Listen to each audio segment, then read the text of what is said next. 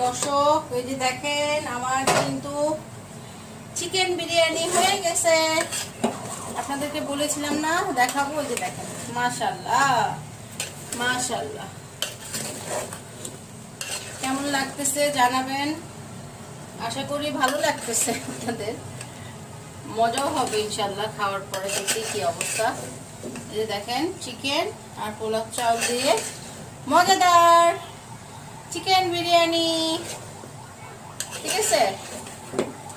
তো ভালো লাগলে অবশ্যই লাইক কমেন্ট শেয়ার করবেন। এটা অলরেডি কিন্তু লাইভে আমি রেসিপিটা শেয়ার করে দিছি, আপনারা দেখে আসতে পারেন লাইভটা, অথবা যদি চান আমি আবার আলাদা করে আপনাদের সাথে শেয়ার করবো ইনশাল্লাহ, ঠিক আছে?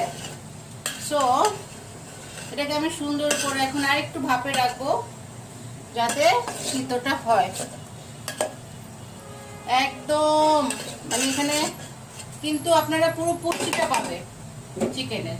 আমি একটু দেখি লবণ হয়েছে কিনা, কেমন।